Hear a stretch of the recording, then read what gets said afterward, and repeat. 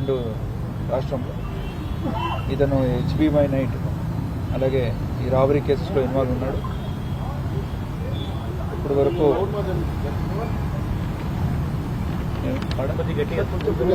వినట్లేదా?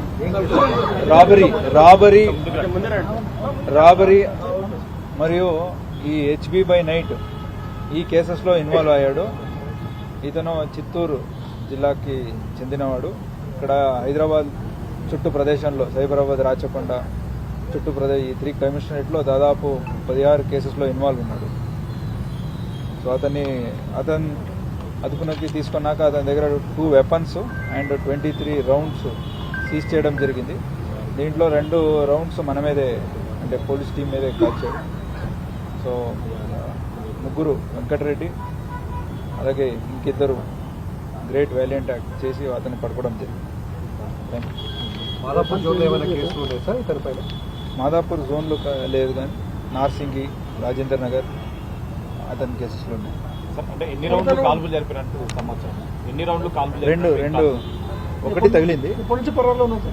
ఇతను 2023 నుంచి నవంబర్ 2023 నుంచి ఇతను ఎక్స్పాండ్ ఉన్నాడు. 2 country made weapons along with 23 rounds. 2 rounds he has used on against unlicensed country made.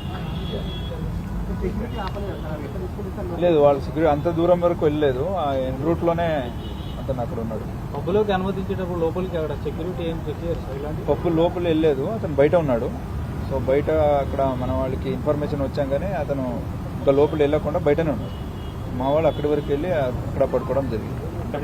సివిల్లో ఉన్నారు అంటే గమనించి కాల్పులు చేశారా? పోలీస్ అని చెప్పారు. పోలీస్ అని చెప్పగానే అతనికి తెలిసిపోయింది పోలీస్ అని. ఇమీడియట్ అతని దగ్గర ఉన్న వెపన్స్తో చంపడానికి ట్రై చేశాడు. లేదు, అతని దగ్గర వెపన్స్ ఇంతవరకు మా ఇన్వెస్టిగేషన్స్లో అతని దగ్గర ఉన్నదని తెలియదు. బట్ మనం బేసిక్గా అతని దగ్గర లేదనుకుని అతని వరకు వెళ్ళాము. తర్వాత తెలిసింది. బై దెన్ మా టీం కూడా అక్కడ రీచ్ అయింది. లెఫ్ట్ ఫుట్కి ఇంజురీ అయింది, ఒక ఫ్రాక్చర్ కూడా అయింది. But is out of danger.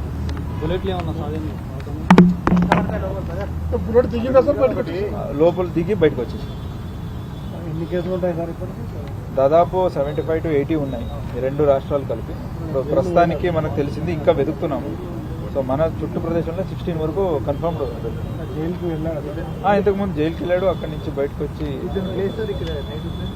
Native belongs to Chittoor, Irakapalli village, Chittoor. ఒకటే సింగిల్ అఫెండర్. ఇరకపల్లి ఒకటే దాని సింగిల్ అఫెండర్. ఫర్దర్ ఇంట్రాగేషన్ జరుగుతుంది. ఇంకా ఫర్దర్ వచ్చినాక మేము మీకు చెప్తాం, తెలియదు. ఇంకా మళ్ళీ ఏముండదు.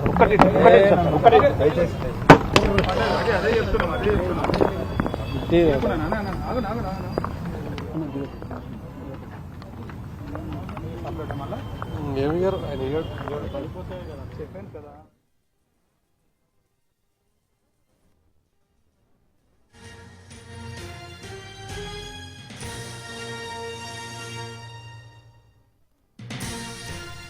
హైదరాబాద్ గచ్చిబౌలిలో కాల్పుల కలకలం రేగింది. ప్రిజం పబ్కు వచ్చినటువంటి ఒక పాత నేరస్తుని పట్టుకునేందుకు గాను పోలీసులు అక్కడ ప్రయత్నించారు. అయితే ఈ క్రమంలో పోలీసులపై గన్తో కాల్పులు జరిపాడు ఆ నేరస్తుడు.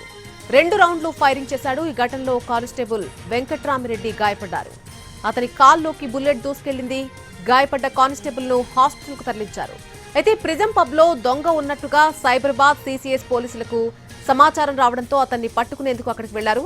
పోలీసులను చూసిన వెంటనే నేరస్తుడు 2 రౌండ్లు ఫైరింగ్ చేశాడు. నిందితుడు most wanted criminal Battula Prabhakar గా గుర్తించారు పోలీసులు. నిందితుడు ప్రభాకర్ పై 100కు పైగా కేసులున్నాయి. 2 రాష్ట్రాల్లో మోస్ట్ వాంటెడ్ క్రిమినల్ గా ఉన్నాడు ప్రభాకర్. అసలు ఈ most wanted criminal Battula Prabhakar ఎవరు? గచ్చిబౌలి పబ్ లో ఇందుకు కాల్పులు జరిపాడు అని పరిశీలిస్తే ప్రభాకర్ వయసు కేవలం 26 ఏళ్లు కాగా ఇతనిపై 100 కేసులున్నాయి. 2 రాష్ట్రాల్లో మోస్ట్ వాంటెడ్ క్రిమినల్ గా ఉన్నాడు. 2020లో విశాఖ పోలీసులకు చిక్కగా కోర్టు శిక్ష విధించింది. 2022 జూన్ 8 నుంచి విశాఖ జైల్లోనే శిక్ష అనుభవిస్తున్నాడు. కట్ చేస్తే మళ్లీ పోలీసులకు పెద్ద తలనొప్పిగా మారాడు.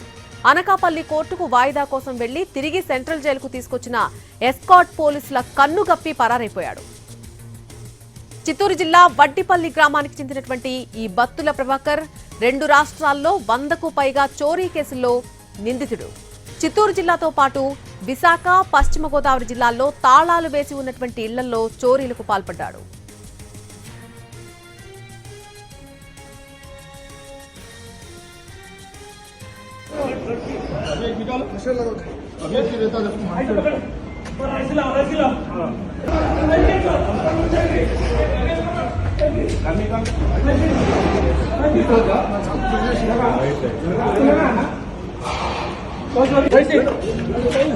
नीचे सुना दो, नीचे सुना नहीं सुनना नहीं सुनना